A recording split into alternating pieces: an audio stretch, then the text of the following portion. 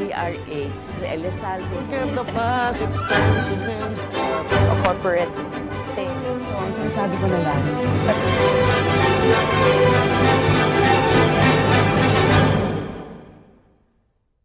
Isang mapayapang hapon Pilipinas.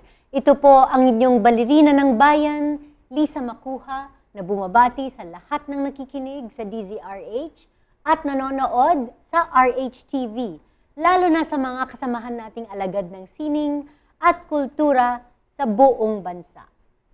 Mga kaibigan, bago po ang lahat, nais namin kayong anyayahan sa pre-holiday production ng Ballet Manila na magbubukas ngayong November 25, ang world premiere ng Cinderella.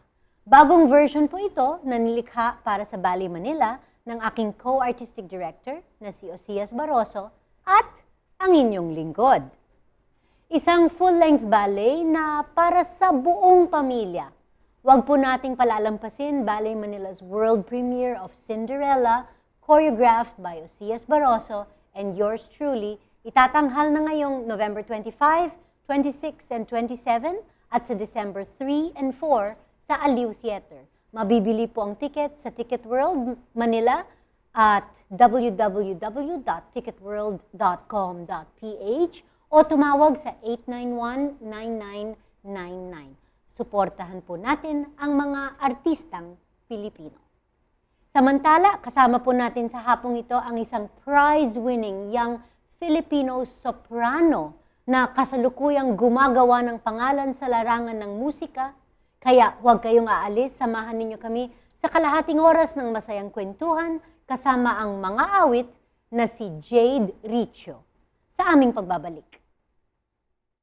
Isinilang at lumaki sa Palawan, si Jade Riccio ay nagtapos ng Bachelor of Music, major in Vocal Performance cum laude mula sa UST Conservatory of Music bilang scholar ng Classical Music Foundation. Itinanghal din siya bilang Most Outstanding Student ng Voice Department para sa taong 2014-2015 at naging estudyante ng mga tanyag na voice pedagogues Rachel Herodias, Lemuel de la Cruz at Andrew Fernando. Kumuha rin siya ng masterclass mula sa mga international opera stars tulad nina Italian soprano Mirella Freni, Korean soprano Sumi Jo at Romanian soprano Nelly Merichuru. Mula 2009 hanggang 2011, naging miyembro at soloista si Jade ng premyadong UST Singers sa ilalim ni Professor Fidel Calalang Jr. at kabilang dito ng magwagi ang koro ng unang gantimpala sa iba't ibang timpalak tulad ng Choir of the World at Pavarotti Trophy. Nakapagtanghal na rin si Jade sa mga konsyerto at opera at naging kinatawan ng Pilipinas sa mga kompetisyon sa iba't ibang dako ng Estados Unidos, Asia at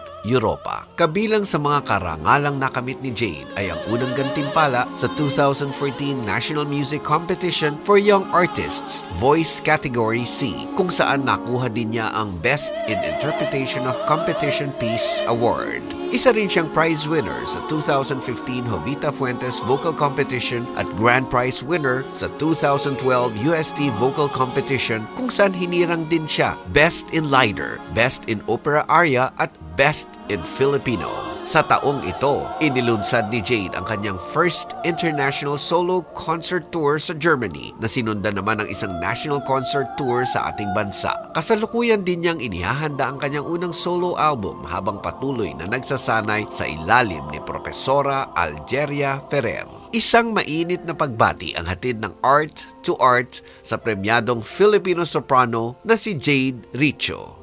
Magandang hapon, Jade, and welcome to Art2art. Hello, good afternoon. Finally, naging guest din kita sa Art2art. Thank you for having me. Mga kaibigan, hindi nyo lang alam na kung bakit kami magkakilala ni Jade.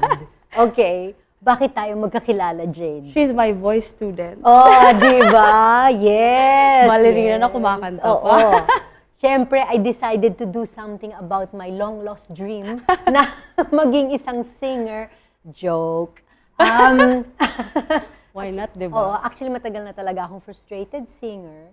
Kaya syempre nung si Andrew Fernando na naging guest ko din dito sa Art2art, sabi niya meron siyang i-recommend na very young and hip and really, really good Hip talaga. voice teacher. sabi niya, meron siyang estudyante. So, naging teacher mo si Andrew? Vocal coach. Vocal coach mo si Andrew Fernando. Okay. And yan, we met several lessons later na afterwards, hindi na nangyayari dahil sobra ka ng busy. Ikaw din kaya? Oh, hindi. Pero ikaw, mas busy ka. And lagi kang out of the country. Hindi Okay, naman. but before we talk about your career and how it's taking you to all of these exotic places, balita namin na ikaw ay taga Palawan. Yes. Okay. Born and raised, actually. Born and raised in Sa Palawan. island. So, island girl ako talaga. Okay. So, 16 years of my life, actually. were spent in Palawan. Yes. I just went to Manila for studies. Pero, probinsyana talaga ako. Okay, wait. So, sa Palawan ka unang Pinanganak. pinanganak at na-discover mo na mahilig kang mang-awit, kumanta at Well, you know, your actually- talent in your voice and everything. Yeah, kasi sa school namin, parang every time there was a gathering or any event, parang my teacher would ask me, Jade, would you like to sing? And I was always shy. Ayoko talaga kumanta. Even my father, siguro mga 100 times niya akong pipilitin bago ako mapa-oo. Kasi meron talaga akong, kasi pasmado talaga ako. So I hate it when sobra pa yung extra pasma ko kapag kinakabahan ako ng sobra-sobra. So lagi akong, Daddy, wag na. Bata pa ako, I want to enjoy. Mga ganun, mga palusot. Pero I end up na saying yes, and then I perform. And then after, parang every time na before ako magpa-perform, lagi ko iniisip na, bakit ba ako umuo? Bakit ba ako umuo? Parang gusto ko na iutog yung ulo ko sa pader. Pero every time na after ko mag-perform, parang it gives me so much happiness. And seeing my parents na very happy and my sisters na parang kulang na lang sabi nila, ate namin yan, yung mga ganun. Pero I started singing jazz talaga. Jazz, R&B. Actually, not even pop kasi I couldn't reach na yung mga birit-birit na yan. Hindi talaga ako marunong bumirit except for Aegis. Sobrang favorite yung Aegis. Kahit anong song ng Aegis memorized. So, ilang beses mong napanood yung Rock of Ages? 3 times. Okay. Talagang sa utak ko, sinasabayan ko sila. Talagang alam na alam ko talaga yung mga songs. Okay. So, doon ko siya na-discover. So, wala kang formal training nung bata ka sa voice? Wala. Wala. So, talagang kanta ka lang ng kanta? Yes, kanta lang ng kanta. And then, actually, I remember one time, I learned the vibrato from my dad.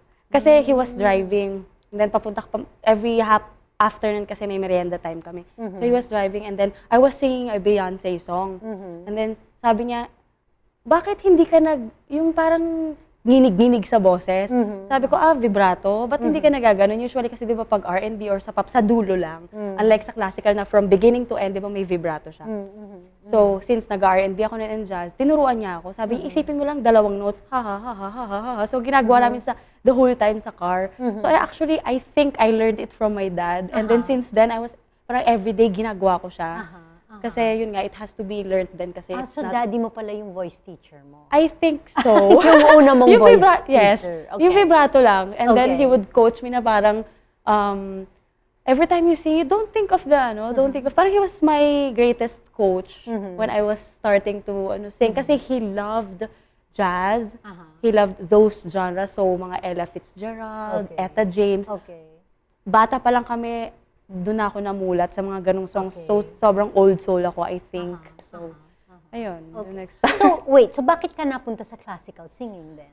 Well, nung third year college, kasi when I was 12 years old, I went to Switzerland to study, to learn the language. Okay. So, I lived with my aunt, ganyan. So, pagbalik ko ng Philippines after 9 months lang, I went back to Palawan to study again, to continue high school, and then, my dad asked me, sabi ko, I told my dad, sabi ko, Daddy, merong exam sa school na they're asking kung ano yung forte mo. Di ba may ganun? Parang pre-college exam na kung ano yung pwede mong ma-recommend na i-take, ganyan. Tapos, nasa aesthetics ako. So, sabi ko, Daddy, ano kaya yung pwede? Sabi ko, kaya lang wala akong masyadong ibang alam na gusto kong gawin. Ang alam ko lang, mahilig ako kumanta. And so, sabi niya, sige, punta tayo ng Manila, mag-exam ka sa gusto mong school. And then I looked ganyan. Tapos nakita ko sa UP, merong European languages. Actually, kinuha ko yun na first choice. And then second was yung music.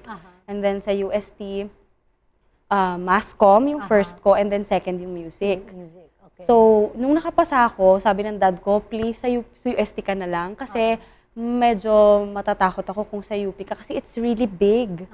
It's really big and coming from Palawan. probinsya na Palawan na medyo kahit na medyo wala. So, scary talaga yung mga jeepney and then everything is just inside na may mga sasakyan na dumadaan. So, natakot talaga yung dad ko. Sabi niya, doon ka na lang sa medyo mas I would feel safer for you. Sabi ko, okay, sige, sa UST na lang, ganyan. So, I ended up taking music. Actually, nag-audition ako. Ang kinanta ko pa noon, Open Arms ni Mariah Carey. Okay. Sobrang pop talaga. Pero hindi siya yung version na katulad ng marami na talagang bumibirit. Iniiba ko siya na parang jazzy, something na gano'n.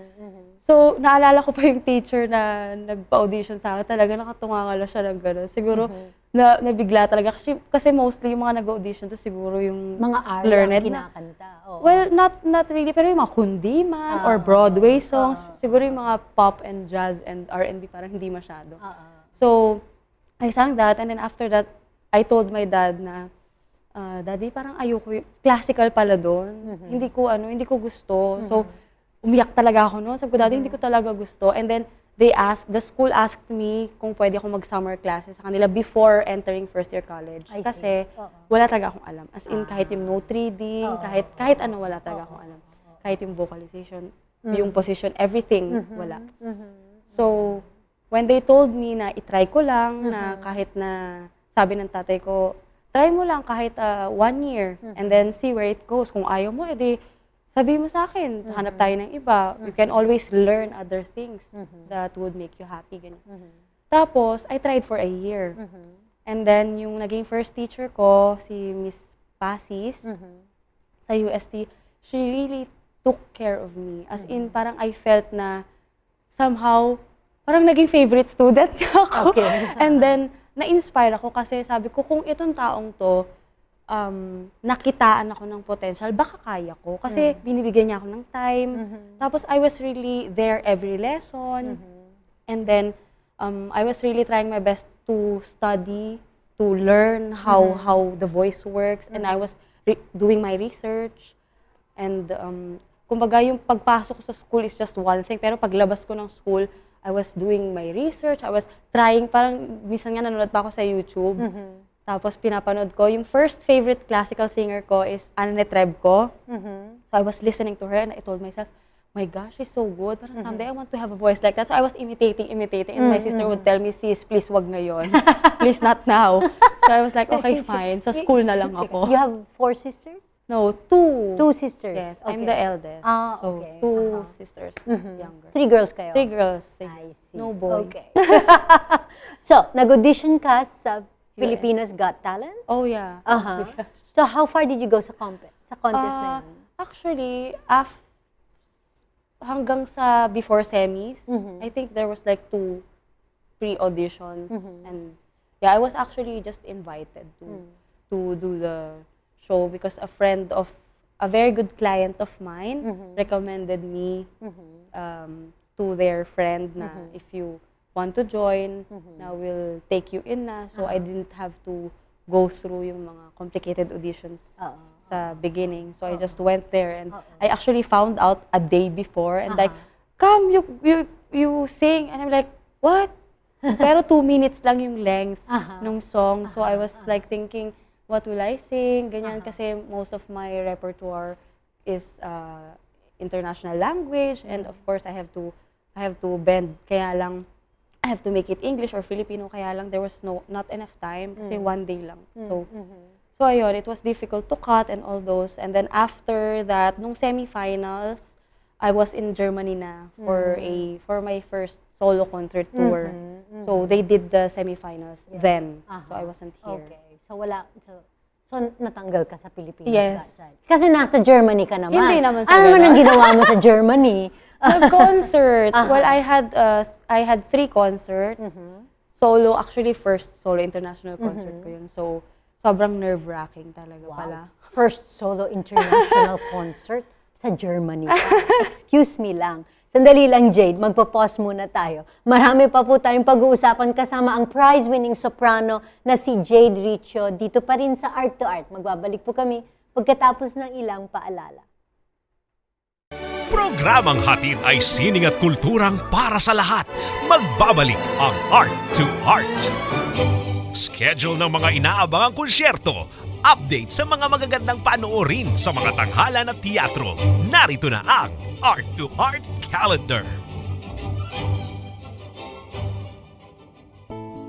Narito ang ating arts calendar. Sa teatro, inihahandog ng Repertory Philippines, A Little Princess, bilang kanilang year-end musical mula November 18 hanggang December 18 sa On-Stage Theater, Greenbelt 1, Makati City. Ang dula ay batay sa kilalang nobelang pambata ni Frances Hodgson Burnett. Ang musical adaptation na ito ay sinulat ni Brian Crowley na may musika ni Andrew Lipa. Tampok sa pangunahing papel sina Jillian Ita As at Maria Gabriela Hill Padilla bilang Sarah Crew, isang batang lumaki sa West Africa na ipadadala sa boarding school sa London ng kanyang ama na isa sa buhay ni Noel Rayos. Para sa kompletong detalye, tumawag 843-3570 or Ticket World 891-9999. Bilang pagdiriwang ng kanilang silver anniversary, inihahandog ng Ateneo Blue Repertory ang The Addams Family, an American musical. Nagsimula noong November 9, patuloy na mapapanood ito hanggang November 23 sa Rizal Mini Theater, Ateneo de Manila University, Loyola Heights, Quezon City. May palabas mula Huwebes hanggang Linggo, alas 8 ng gabi kapag weekdays at alas 3 ng hapon at alas 8 ng gabi kapag weekends. Para sa karagdagang detalye, tumawag 0917-508-9706. Sa sining biswal, kasalukuyang isinasagawa ni Carlo Onchanco ang kanyang exhibit na pinamagatang Dreams, Delights, and Saccharine Sights. Makikita ito hanggang November 18 sa Gallery Joaquin, basement ng The Podium, ADB Avenue, Ortigas Center, Mandaluyong City. Sa collection niyang ito, nagbabalik tanaw si Onchanco sa kanyang kabataan sa kanyang mga obra na naglalarawan ng iba't ibang uri ng candy sa sari-saring eksena. Usapang sining at kultura para sa lahat.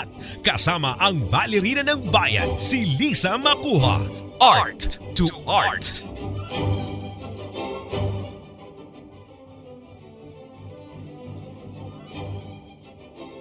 Kasama pa rin natin ang 2014 NAMSIA Voice Category Champion na si Jade Riccio. 2014 NAMSIA champion ka. Yes. And then Pilipinas Got Talent. Ano pa yung mga ibang competitions na sinalihan mo and you won? And how important is vocal competitions in a singer's career? Actually, my first competition na nag-join ako was yung UST vocal competition. I think that was 2012. And then, during that time, I also did my first opera, mga minor roles. So, I was able to win that one, yung Best in Art Song, Best in Opera, and Best in Kundiman, and the overall Grand Champion. So, when I won that, I was telling myself, baka kaya kong ituloy-tuloy ito. So, Siyempre, that gave you a boost of confidence. Yes. No? Parang lalo akong na-inspire na with hard work talaga and enough dedication.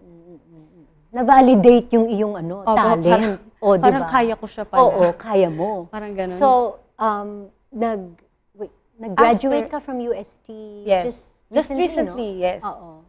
So, 2012 yon, that was my first competition. And then, sumali ako sa NAMSIA 2014. And so, I was able to win then. Actually, sabi nga ng mga friends ko, para daw akong beauty queen nung nanalo ako. Kasi nakagayan ako for the longest time.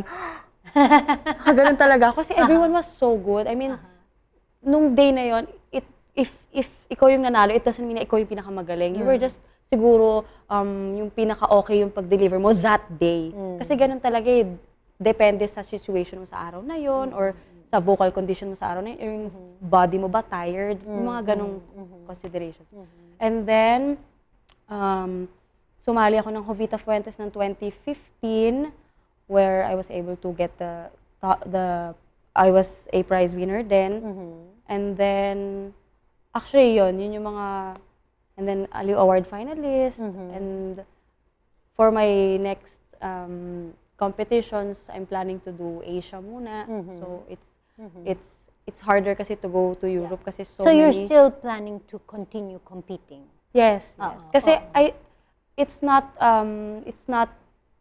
that I need to win or I want to win. It's the journey kasi, it's the process. Kasi every time I compete, yung improvement ko from the first month to the 5th or 6th month of preparation, yun yung pinaka-importante sa akin, yung naririnig ko, nafe-feel ko, and nakikita ng voice teacher ko, and nakikita ng family ko, yung development ko. Kasi nasubaybayan din ako ng family, friends ko, lalo na yung voice teacher ko. And yung dad ko, kahit na hindi siya nakakalipad dito every time I perform, I send him videos. So he comments din na, nawala na yung ganito mo. Uy, nadagdagan yung ganito mo. So it's really nice to have And who is your those. voice teacher? Well, I've had a lot actually kasi the first was Ma'am Pasis, and then after that kay Miss Rachel Herodias. I stayed with her for mga I think 4 or 5 years. She was the longest, and then when she left UST kasi she also performs a lot ganyan. Iniwan niya ako kay Sir Lemuel de la Cruz. He's a tenor sa UST din. And after I graduated, I'm now having a vocal coach. My vocal coach is Alegre Ferrer. She's from UP. Okay. And I know that you just returned from a series of shows in Australia. Yes. So what was that like? Well, With Jonathan Badon. yes. Naging guest din nice namin niya. siya sa Talaga? dito sa Art2art. It's really nice. I love him. And then, so yeah, we did a show in Sydney, and then Melbourne, and then Brisbane. So it was really fun kasi you get to see other people na smiling when you perform, and even trying to parang pronounce the lyrics, even if it's in Italian or it's in French, parang they know. They're sobrang na-surprise kami na alam nila yung mga arya natin, o mga European languages na kinakanta nila. Alam namin, alam nila. Sobrang nakaka-flatter. And I think yung mga Australians, they're one of the nicest people I've ever met. I've traveled a lot, and I'm able to see different races and mga ganun. So, I can really say na, parang sabi ko nga kay Kuya Jonathan, Kuya, para kung everyday nasa Disneyland dito sa Australia, kasi they're just so nice. Like, how are you? Yung sobrang really nice talaga. So, ayun. Okay. It was Pero really fun. next year, I understand madami kang mga projects. And ano yung parang role na ginawa mo na ang colorful ng it was costumes? this year. Yes, it This was my year? first title role. Okay. Sobrang nerve-wracking pala. Pero first time ko kasi. Which was? Alcina. It was Alcina, the opera by Handel. So it was a Baroque opera na ginawa namin. And that was my very first professional title role. Kasi I already did one, pero nung nasa school pa ako, and we did it sa UST. It was Dido and Aeneas, and I was Dido. Pero ito yung very first professional na out of school na, you know, everything very professional with contracts and everything. So, it was my first time, and sobrang intense pala. Sabi ko nga, Daddy, kaya ko ba to? Kaya ko ba to na ito yung gusto ko talaga na gagawin? Parang never ending na kaba everyday. Pero, whenever other people get inspired, parang I think yun yung nagpapa-keep on sa akin. Yung whenever I see people na nai-inspire sa ginagawa ko, yun, kasi I was once sa place nila na parang sana maging ganyan din ako. Yung ganon, yung hangad mo ba na maging better or makapag-perform ng ganon, na someday gusto kong manalo ng ganyan, or someday gusto ko matuto ng ganyan, or magawa yung role na yan. So, every time na I think na, shucks, ngayon gagawin ko na siya, eto na yun, so ba't ka pa kakabahan? Ito yung gusto mo eh. Just keep on singing and inspire other young singers that were also like you before. So, mga ganun. And next year, many other title roles await you. Yes! Which so, is? I was accepted as Maria Clara. Maria Clara. Yung opera na Noli Me Tangere. And then, Mayo, Bisperas na Liwanag, I'll be Ageda. So, ayun. February yung, January 28 until February 3, yung Noli Me Tangere. And then, Mayo will be March 16, 17, and 18. So 6 shows yata yun. So, hindi na talaga matutuloy yung voice lesson natin. Matutuloy pa rin. Sabi ko Masyado sa'yo, ka kasing promise busy eh. Sabi ko sa'yo, promise Gusto mo bukas na agad. Kailangan natin dagdagan yung repertoire natin. Teka muna, at syempre, bago tayo tuluyang mawala ng panahon, lagi meron akong request sa mga singers na guests namin dito sa Art2art na kung pwede, bigyan naman kami and of course our listeners on the radio at ang mga kababayan mo sa Palawan para marinig nila si Miss Jade Riccio in a song. Can you just tell us first the song that you're going to sing for us today? Sige. I'll be singing Not While I'm Around from the musical Sweeney Todd. Kasi the first time I heard it, which was many, many years ago, parang automatically it reminded me of people I love, I care for. And so I would like to dedicate this song to them. Kasi without them, I would not be here and I would not have been as strong as I am as a person. Kasi I'm very fortunate enough to have lots of people who love me and yung family ko talagang sobrang solid nila sa pag-support sa akin. So I really thank God for them. So let me just take this time to thank them as well and offer this song to all of them. So Okay. Mga kaibigan, internationally prize-winning soprano Jade Riccio and my voice teacher, Jade Riccio in Not While I'm Around from Sweeney Todd.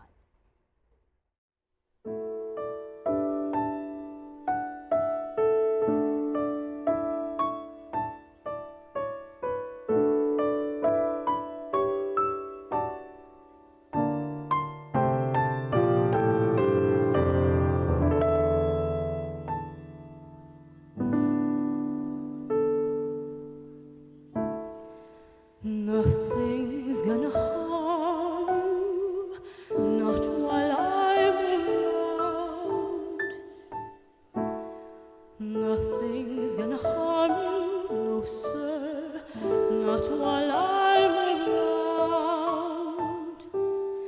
Demons are prowling everywhere nowadays. I'll send them howling, I don't care, I've got ways. No one's gonna hurt you, no one's gonna dare. Others may desert you, not to worry, whistle, I'll be there. Demons will charm you with a smile for a while, but in time, nothing can harm you, not while I'm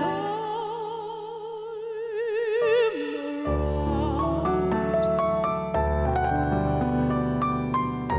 Being close and being clever ain't like being true. I don't need to, I would never hide a thing from you like so. No one's gonna hurt you, no one's gonna dare. Others may desert you, not to worry, whistle, I'll be there. Demons will charm you with a smile for